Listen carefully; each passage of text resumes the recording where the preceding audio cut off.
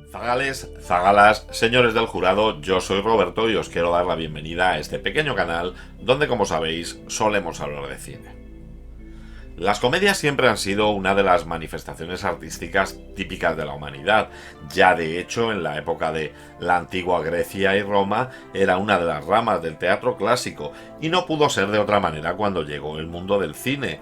Y es que en cuanto el hombre empezó a contar historias utilizando la imagen, quiso contar historias graciosas que entretuvieran a las masas. Así grandes artistas como Charles Chaplin, Buster Keaton, Harold Lloyd, los hermanos Marx, el gordo y el flaco, hicieron las delicias ya de nuestros tatarabuelos en estos inicios del cine. Pero la comedia, lógicamente, ha sido un género que ha tenido que ir reinventándose a lo largo de los años. No era lo mismo las cosas que podían parecer graciosas en los años 20 que las cosas que pueden parecer graciosas ahora en los años 20. Pero bueno, con el transcurso de la historia se han ido sucediendo diferentes figuras que han sabido llenar de risas las salas de cine. Y 2 huevos fritos, 2 revueltos, 2 pasados por agua y 2 en tortillas. Y también 2 huevos duros. Y también 2 huevos duros. En lugar de 2, pon 3. Y si en los años 60 o 70 la mayoría de la comicidad se movía en diálogos rápidos y respuestas absurdas, a finales de los 70 dio un giro bastante radical. Y bistec, uno crudo, otro hecho, otro más hecho y otro quemado. Y también 2 huevos duros. Y también 2 huevos duros. En lugar de 2, pon 3.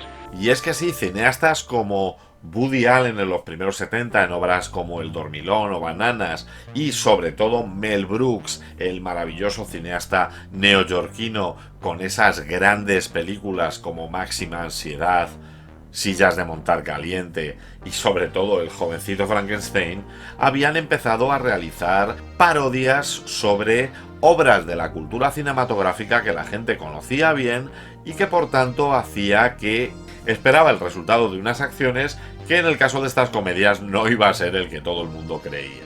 Al hilo de estas comedias absurdas hubo 3 amigos de Shorewood, Wisconsin, los cuales eran vecinos, compartieron estudios tanto en primaria como en el Instituto Shorewood y acabaron en la Universidad de Wisconsin-Madison.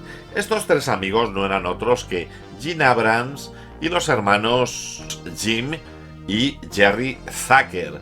Estos jovencitos tenían un juego ya de niños en el cual pues ponían películas clásicas en blanco y negro y se dedicaban a cambiar los diálogos y a poner voces sobre las voces de los actores para gran regocijo de amigos y familiares. Cuando estaban en la universidad y lógicamente teniendo estas inquietudes, formaron un grupo de teatro el cual llamaron Kentucky Fried Theater. Este Kentucky Fried Theater se dedicaba a hacer básicamente sketches humorísticos basados en escenas populares de la cultura norteamericana.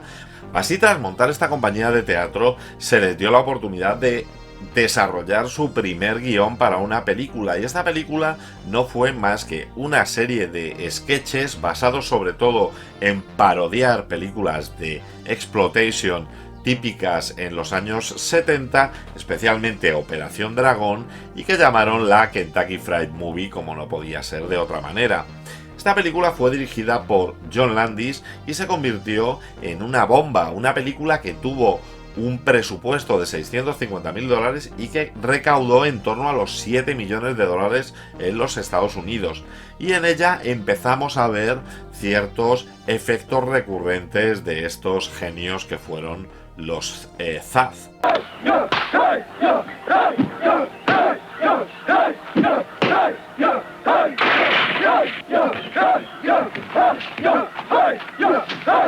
Y es que sí, Zucker, Abrams y Zucker, después de este primer éxito con el Kentucky Fried Movie, fueron requeridos por la Paramount para realizar un nuevo proyecto. Y este nuevo proyecto no fue otro que la película Airplane.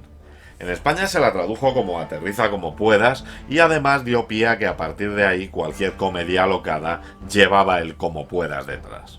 Airplane cogió la base de la película Suspense Hora Cero. Esta película del año 57 y protagonizada por Dana Andrews nos mostraba la historia de un vuelo en Canadá, el cual, pues por una consecuencia de una enfermedad de los pilotos, queda en manos de un antiguo piloto militar llamado Ted Striker, el cual conseguirá llevar el avión a su destino. Mr. Stryker's the only one. What flying experience have you had? Well, I was a fighter pilot in the war, but I flew little combat planes with only one engine. Pero este tiene 4. No es igual volar con uno que con 4. ¿Ustedes qué creen? No es igual volar con uno que con 4. Y realmente esa va a ser la base argumental de la película de los Zaz. Vamos a tener igual a Ted Striker pilotando este avión. Joey, here's something we give our special visitors. Would you like to have it? Thank you. Thanks a lot. You ever been in the cockpit before? No, señor. En mi vida había estado en un avión. ¿Ni has visto nunca a un hombre adulto desnudo? ¿Quieres más datos de esa borrasca, cambio? No, ahora no, pero tómalos. Joey, ¿no has ido nunca a un gimnasio? Si bien, además de las propias bromas típicas del doblaje de esta película que habían hecho de jóvenes, incluirán otra serie de bromas con referencia a éxitos del cine de aquel momento, como por ejemplo podía ser Fiebre del Sábado Noche. Aunque la productora esperaba que la película Airplane fuera un gran éxito, no se pudo imaginar el nivel de influencia que llegaba a tener esta película. Y es que solamente con una inversión de 3,5 millones de dólares consiguieron la cifra de 171 millones en la taquilla norteamericana. No quiero ni imaginarme los beneficios que se pudieron obtener con esta película cuando se estrenó en el mercado doméstico. Yo recuerdo en los videoclubs que siempre estaba alquilada. De la película Suspense Hora Cero, de un pequeño fragmento, se les ocurrió la idea que daría pie a otra película, pero viendo que no tenían un guión desarrollado que no fuera más que una sucesión de sketches y sucumbiendo a las presiones del estudio que quería obtener beneficios rápidos, estrenaron Aterriza como puedas 2 y posteriormente se centraron en una pequeña serie que solo duró 6 capítulos llamada Police Squad. Afortunadamente esta serie nos daría luego pie a la saga Agárralo como puedas, de la cual soy bastante fanático. Pero la idea que les había surgido seguía estando ahí, y era ¿qué pasaría si mezclamos una película de cine bélico con una de las típicas películas a gloria de Elvis Presley? Pues que eso es otro rollo.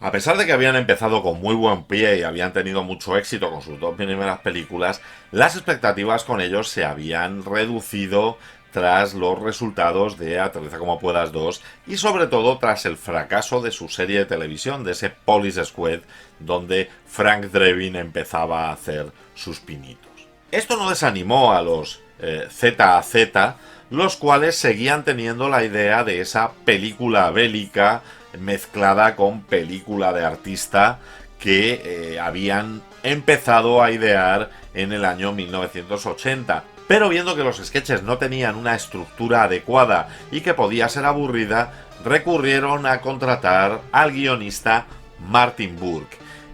Fue Martin Burke el que cogió todo el material que tenían los Zucker y Abrams escrito sobre la película y le dio forma al guión que finalmente se convertiría en una de las películas que más veces he podido ver en mi vida y que no es otra que la maravillosa Top Secret del año 1984 y dirigida por Jerry Zucker, Jim Abrams y David Zucker.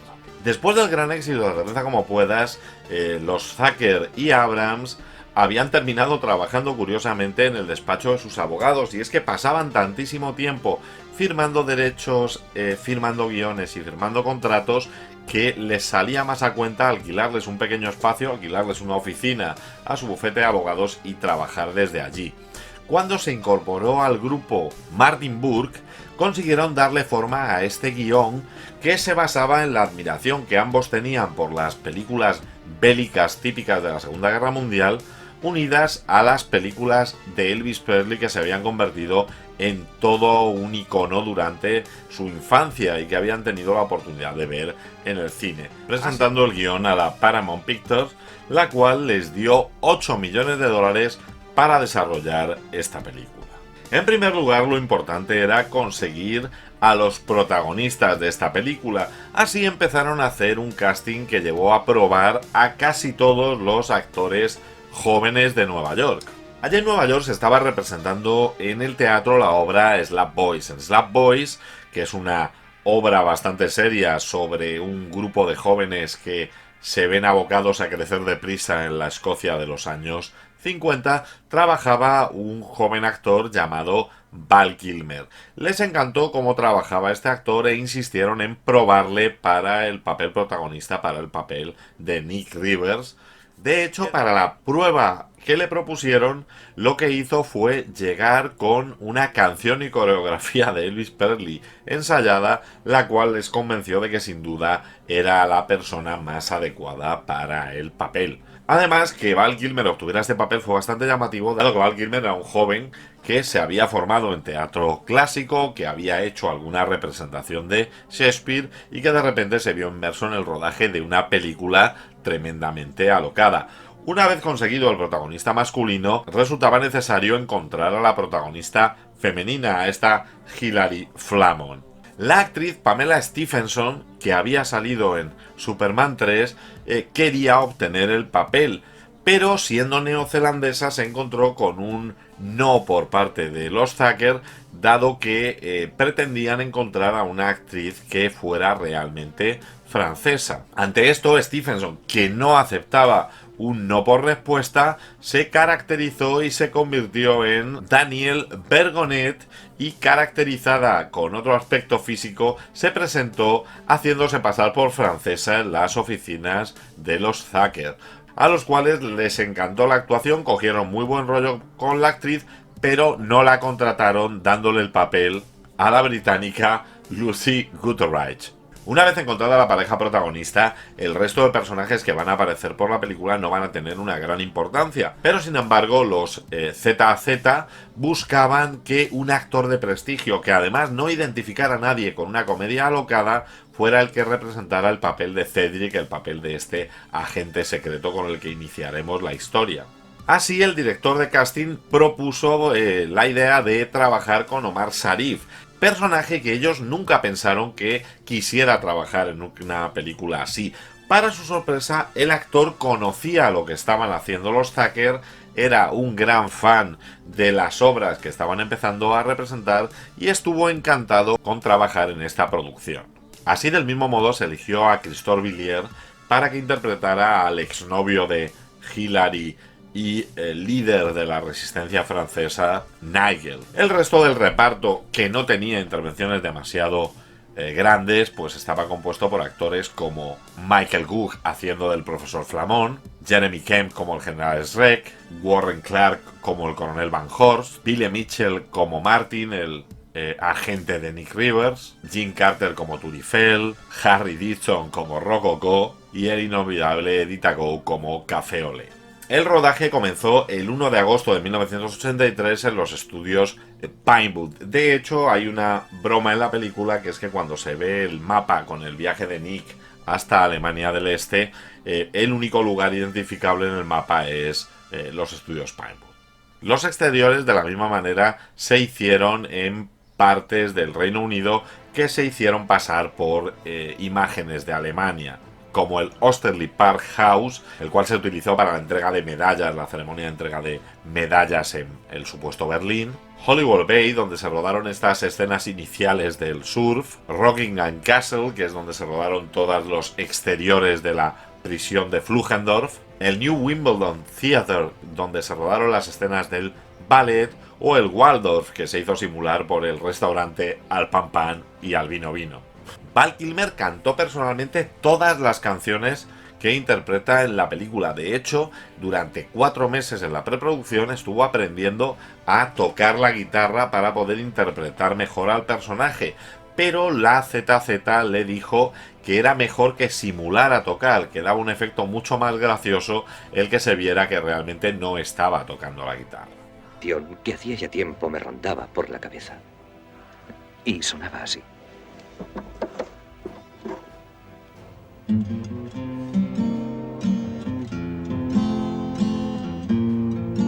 Además, tuvo que trabajar mucho sus virtudes de bailarín, tanto para el baile en la pizzería al lado del aeropuerto, como para este absurdo baile que va a tener lugar en Al Pan Pan y Al Vino Vino.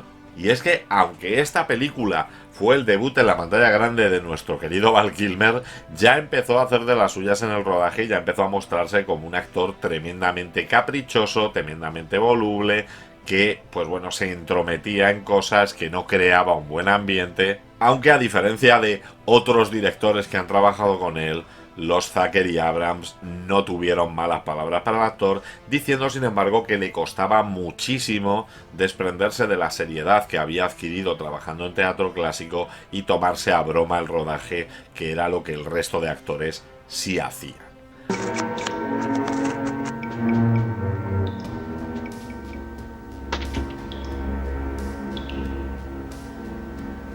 Martin, cuánto me alegro de verte. Ya llevo aquí 20 minutos. Aunque el presupuesto de la película no era demasiado holgado, los Zucker sí se preocuparon de obtener determinados caprichos a la hora de rodarla. Por ejemplo, se desplazaron y hablaron con Namco para poder tener los derechos del Pac-Man y así poder usarlo en este viaje de Nick a Berlín. De la misma manera aprovecharon cosas que se encontraban por los estudios, como por ejemplo una maqueta desechada del rodaje de Superman 3, la cual se utilizó para esta imagen desde lo alto del hotel en la que se veía los ratones entre los coches. De hecho, para esa escena se había planteado el utilizar ratones mecánicos, pero es que cuando pidieron presupuestos a empresas de animación, descubrieron que era muchísimo más caro utilizar criaturas mecánicas que utilizar ratas de verdad. Esa no sería la única maqueta que se utilizó en el rodaje. La otra gran maqueta fue la del submarino que entrará en el laboratorio de la prisión de Flugerdorf. Y es que construyeron toda la parte delantera de un submarino sobre la parte trasera de un camión. Así lo que hacían era atravesar con el camión marcha atrás esa pared para hacer el rodaje de la escena con el submarino, que por cierto se convirtió en una de las marcas de las carátulas de esta película. Lo curioso es que tuvieron que repetir esa escena 6 o 7 veces y cada una de esas veces tenían que reconstruir el muro que era atravesado por el submarino. Que se hubiera conseguido desalar diariamente más de 500.000 litros de agua de mar. ¿Imagina lo que hubiera supuesto para los pueblos hambrientos de la Tierra? ¡Jo! La de saleros que iban a llenar.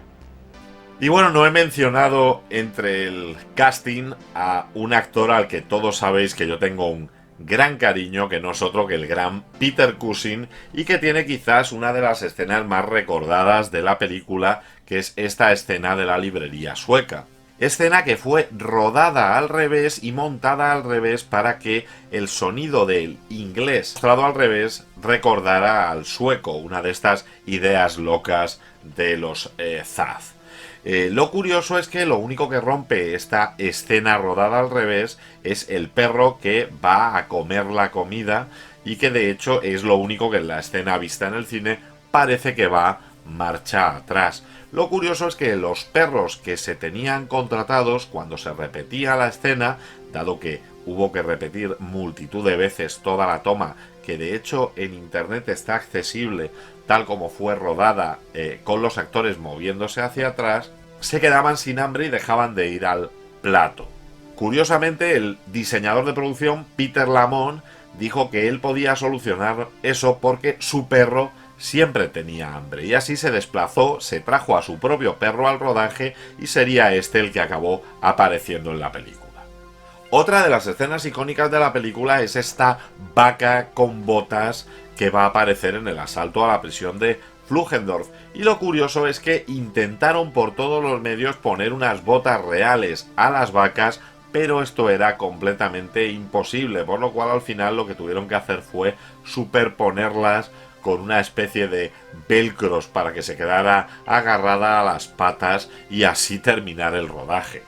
Y bueno, otra de las escenas súper recordadas es esta de la pelea a puñetazos bajo el lago entre Nigel y Nick, en la cual pues se tuvo que rodar con cortes de unos 15 segundos entre toma y toma, con unos buzos equipados con tanques de oxígeno que iban dando aire a los actores y teniendo que utilizar una multitud de trucos de cámara, dado que los objetos no se rompen bajo el agua con la misma facilidad que fuera de ella, y teniendo que utilizar mecanismos con poleas y con cuerdas para todo aquello que se va rompiendo en esta pelea debajo del agua.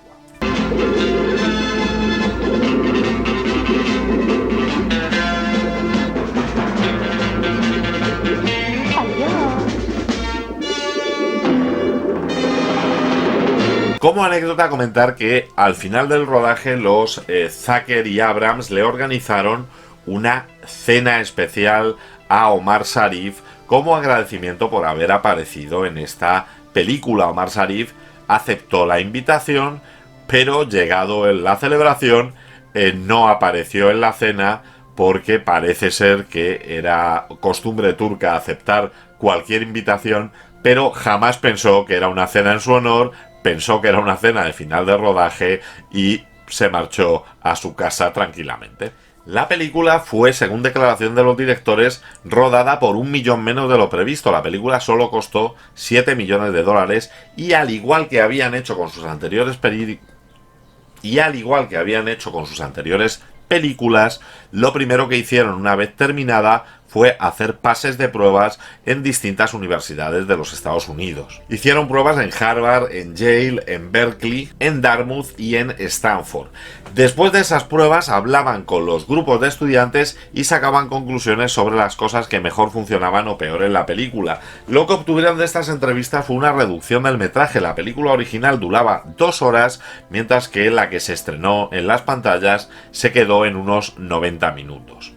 Contrataron asimismo al compositor Maurice Jarre, el cual era tremendamente conocido por la banda sonora de Lawrence de Arabia, para que hiciera la banda sonora para esta película. El compositor se manifestó encantado de trabajar con ellos, aunque dijo que el hecho de tener que obedecer a 3 directores y atender a sus peticiones se le había hecho un poquito complicado.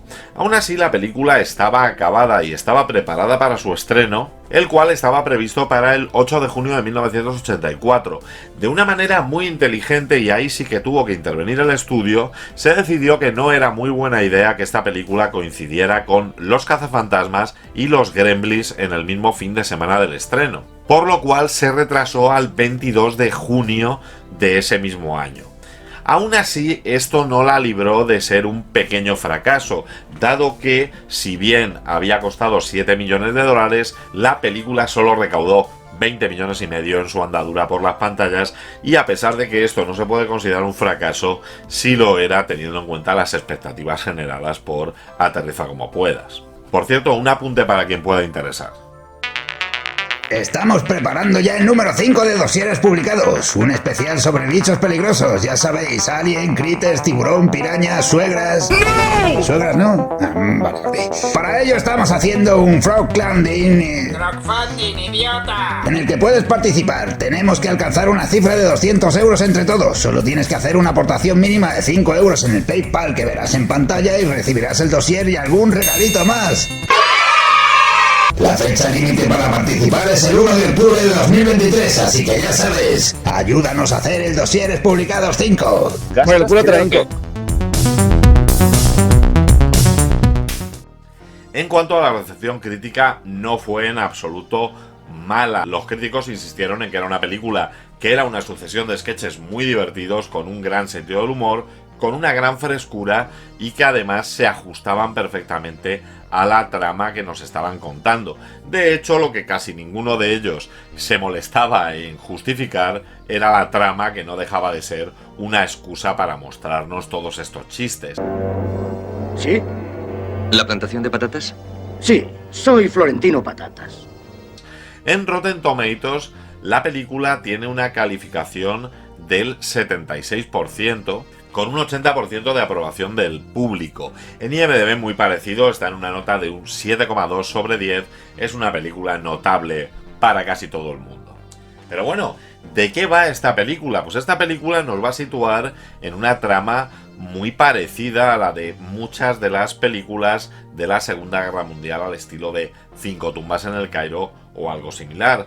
Vamos a tener un plan malvado por parte de la malvada República Democrática Alemana, de esta Alemania del Este. Recordemos que en el 84 aún estábamos con la Guerra Fría en su pleno apogeo, y allí se va a celebrar como método de distracción ante esta posibilidad de atentado un festival cultural al que se ha invitado a un cantante norteamericano. Este cantante ha declinado su invitación y se ha decidido enviar en su lugar a Nick Rivers. Nick Rivers será una estrella del rock muy al estilo de Elvis Presley. Toda Alemania quedará unido bajo un solo dominio, el nuestro. A partir de domingo, nadie habrá capaz de detener a nosotras.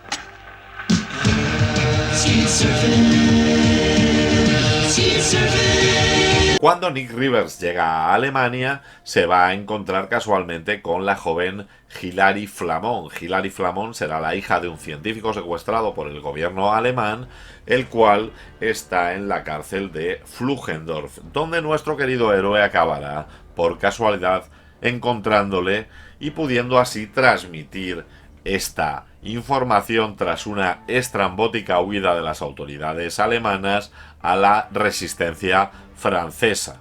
Aquí, Olala, Se la vi, Cancan, Parabris y Turifel. No nos conocemos, monsieur. Una vez unido a la resistencia francesa, pondrán rumbo a Pflugendorf intentando rescatar al profesor Flamon y acabar así con la amenaza alemana. Como he comentado antes y como los críticos pensaban, no deja de ser una excusa argumental con la que ponernos los maravillosos sketches con los que nos pasaremos 1 hora y media tremendamente divertida. ¿Puedo echar un trago? ¡Tú verás! ¿Qué diablos es esto? ¡Gasolina! Además, curiosamente, la película no va a tener una coherencia en sí misma. Vamos a tener una Alemania del Este de los años 80, donde vamos a tener fans del cantante que se van a comportar como fans de la música de los 60. De hecho, a las extras que actuaban en las interpretaciones de Nick Rivers se las ponían vídeos de las fans de los Beatles para que se comportaran del mismo modo que ellas lo hacían. En este año 84 vamos a tener a los militares de la Alemania del Este, los cuales van a ir ataviados con uniformes claramente del ejército nazi en lugar de el ejército alemán. Vamos a tener situaciones tremendamente absurdas y que de hecho tienen un origen peculiar, como es el skeet surfing de esa escena inicial en la que vemos cómo practican tiro al plato montados en tablas de surf mientras surfean, y que curiosamente no deja de ser una broma mal interpretada por un periodista, dado que cuando empezaron a ser populares, en una entrevista les preguntaron a los Zucker y a Abrams que qué hacían ellos en su tiempo libre, diciendo ellos que hacían skeet surfing, que hacían tiro al plato desde tabla de surf. El periodista no interpretó que estaban gastándole una broma y siguieron la rueda de prensa haciéndoles preguntas como dónde guardan las balas, cómo evitan que se les moje la pólvora, y tomándose realmente en serio esta actividad, con lo cual decidieron que tenían que ponerla en una película. Tenemos también cosas realmente curiosas, como el hecho de que, pues bueno, cuando está siendo torturado por los alemanes, Nick Rivers piensa que ha vuelto al colegio y el ser torturado es un alivio para él comparado con el tener que volver a la escuela. Y es que los sketches en esta película no paran, los gags son continuos, gags tremendamente efectivos, como bueno, pues el escupitajo que cruza toda una habitación para impactar en su destino, o la antena que se eleva cuando Hilary Flamon se tumba encima de este Cedric compactado. No vas a poder. Déjame probar. Aquí está. Humor slapstick, como esta escena en la que, intentando huir de su celda, Nick Rivers aparece por los lugares más insospechados, y alguna parodia de películas, si bien menos que en otras Spoon Movies que aparecerían posteriormente, pero en este caso muy claramente con esta parodia del Lago Azul, que resulta súper graciosa. Dedicábamos a cortar hojas de palma que atábamos con algas secas a las cañas de bambú. Aquel cobertizo nos protegía de los chubascos intermitentes con cielo parcialmente nuboso y de los terribles huracanes de componente norte que asolaban la isla. Y bueno, sí es cierto que con cierta adaptación y ciertas licencias por los dobladores en los diferentes países, dado que tanto las referencias culturales que aparecían en la versión original americana como algunos de los personajes que son nombrados no serían conocidos por el público español. Así, por ejemplo, pues esa sustitución de Mel Torné por Julito Iglesias. ¿Tú no eres Nick Rivers, la estrella del rock and roll? No, guapa. Seguro que me engañas. ¿Por qué no nos cantas algo? Lo siento, pero me habéis confundido con otro. Yo soy Julito Iglesias.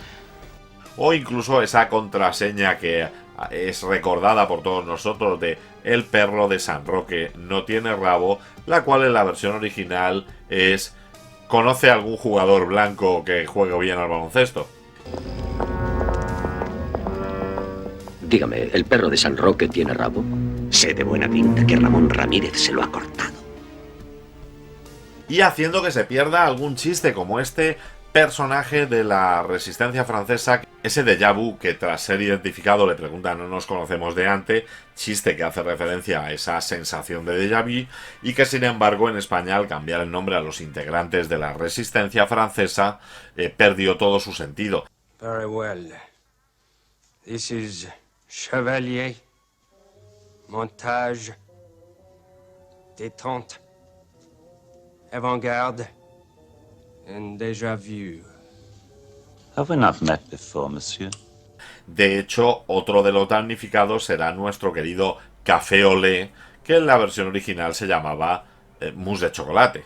Auvergne, Poisson, Soufflé, Escargot, el chocolate mousse.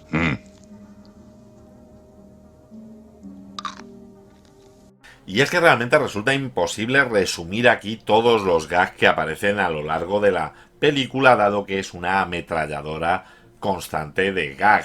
Mencionar uno que siempre me hizo especial gracia, que fue el del caballo cantarín que le llevará a nuestros protagonistas hasta la resistencia. Bueno, una resistencia francesa que todavía tendrían que explicar qué hacía en Alemania del Este en los años 80. Como curiosidades y comentar algunas cosas, como por ejemplo que Val Kilmer se sacó el título de monitor de buceo para poder realizar con garantías la escena de la pelea debajo del agua. O por ejemplo comentar que en la celda, cuando Val Kilmer está encarcelado, tiene una foto de Cher, la cual en aquel momento era su pareja en la vida real. Comentar que, por ejemplo, artistas como nuestro querido Weras Jankovic ha declarado que es su comedia favorita de todos los tiempos. O que en el año 1984 toda la banda sonora, todas las canciones que interpretaba Val Kilmer en la película fueron lanzadas al mercado en formato vinilo. Hay algunas bromas un poco más profundas, como por ejemplo el hecho de que en la librería sueca nos podamos encontrar con un libro que se llama Bares de lesbianas en Carolina del Norte, o que en los títulos finales aparezca un pequeño hueco donde se pone espacio en alquiler. O bueno, mi curiosidad favorita, el hecho de que el falso himno de Alemania del Este que vamos a escuchar durante la ceremonia era realmente el himno del instituto en el que estudiaron los Zucker y Jim Abrams en su ciudad natal.